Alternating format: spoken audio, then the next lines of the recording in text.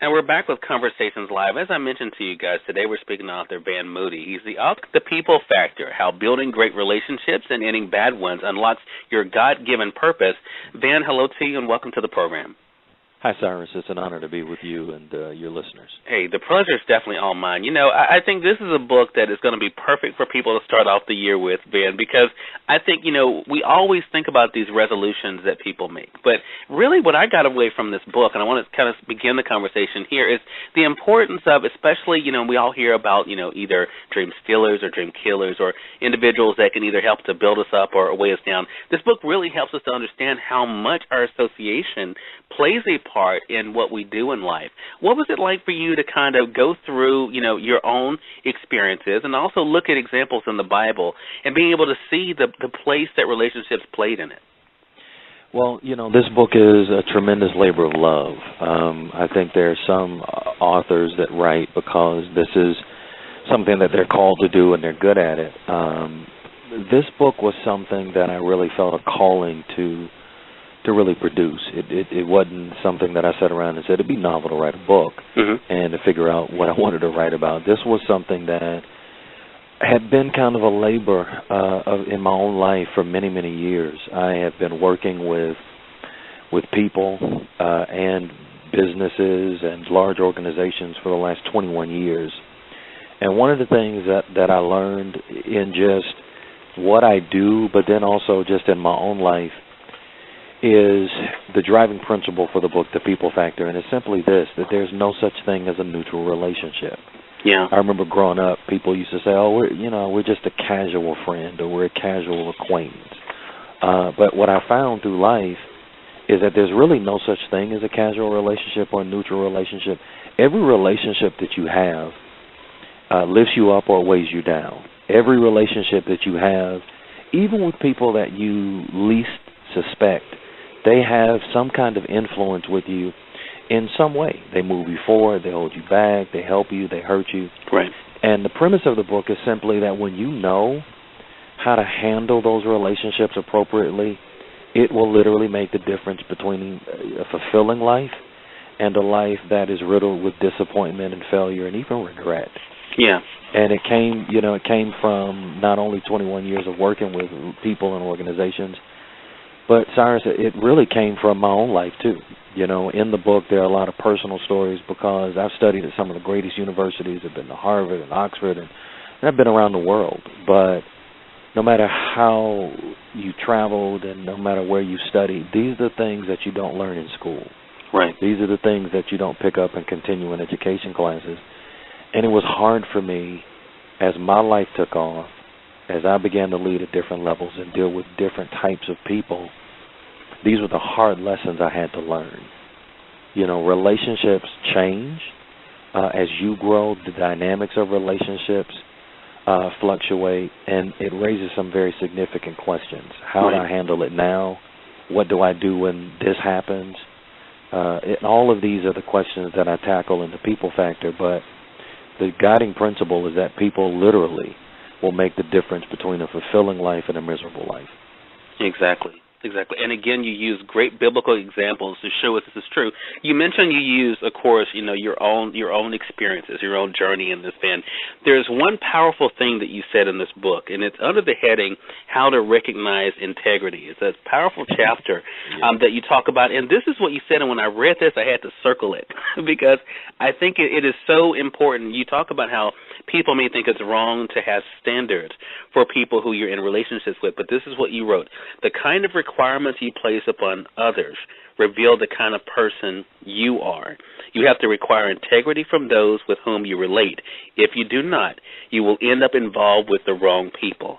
And I thought, wow, if people really thought about that in different areas of their life, you know, where it's, you know, your casual acquaintances, as you mentioned, you know, the people who you're in relationship with, the people who you do consider your friends are there for you, you know, that who they are and what you allow says a whole lot about the two of you. So talk about that for you. I mean, because that is not an easy thing, because no one wants to feel as though they're being an outsider. No one wants to feel as though they're being looked at as being odd or thinking too much of themselves. Why is it important for people, especially people of faith, to realize the importance that, they are supposed to be set apart and they're supposed to be an example and should expect certain things of the people they associate with? Well, one of the main things, particularly for people of faith, and I'm glad you talked about that and you gave me kind of a license to deal with that. I wanted the people factor to be grounded in biblical case studies, and I wanted to make sure that it was punctuated with principles that would also transcend a particular faith perspective. But I think few people would argue with the universal truths in the Word of God or in the Bible, depending on whether you're a believer or not.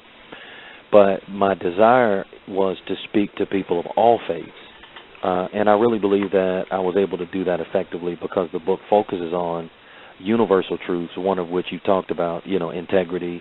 We deal with commitment, honesty, fidelity, forgiveness. We deal with the issues that everybody deals with, regardless of whether or not they're Muslim or Christian or an atheist or what have you. But specifically for the faith community, to address this whole notion of integrity and making sure that you allow the right people in your life, because it does say something about you. It comes directly from Proverbs 13 and 20. And that's kind of a life verse for me. And when I encountered that verse of Scripture years and years and years ago, it changed my life. And it literally, just says, he who walks with the wise grows wise, but a companion of fools suffers harm. And that verse, when I read that, it hit me like a ton of bricks, because it helped me to understand that who I allow in my life, and even the people that I decide to spend time with, they are dictating the course of my life. Right. That if I hang out with a certain type of person, my life in some way, shape, or form will curve itself to the nature of that person, what they're about, what they value, the things that they focus on. And it happens every single time.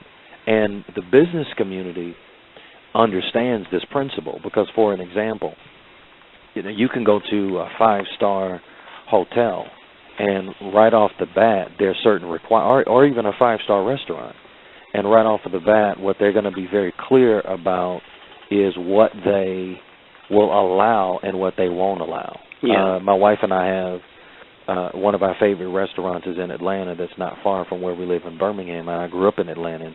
I love Birmingham, but one of the things I miss about Atlanta is this restaurant. So whenever we go to Atlanta, we always make it a point to go to this restaurant.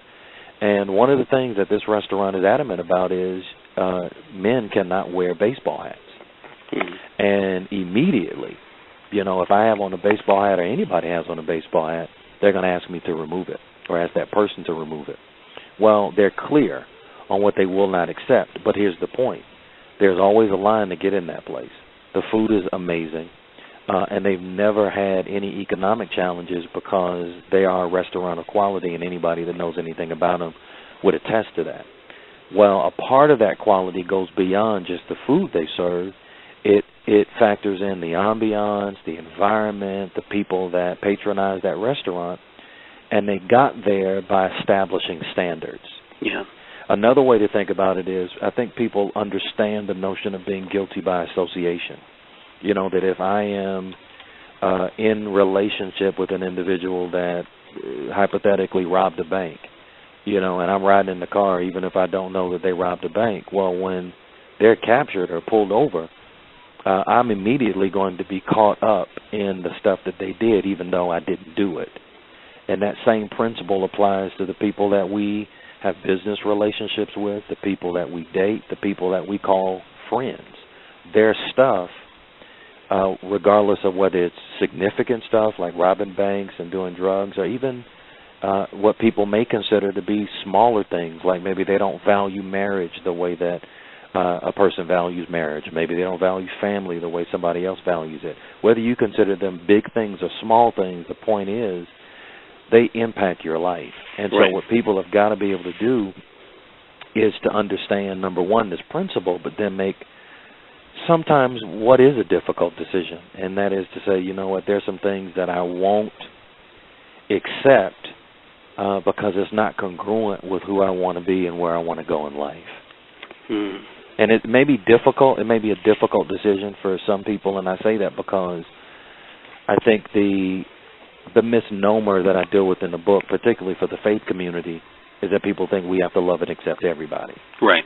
And that's not biblical, and I deal with that. But I think for those individuals who've been led to believe that, then it could be a difficult decision. But for people that are committed to their destiny and are committed to just the dreams and the goals that they have for themselves, you have to make these kinds of decisions, because if not, you won't get there.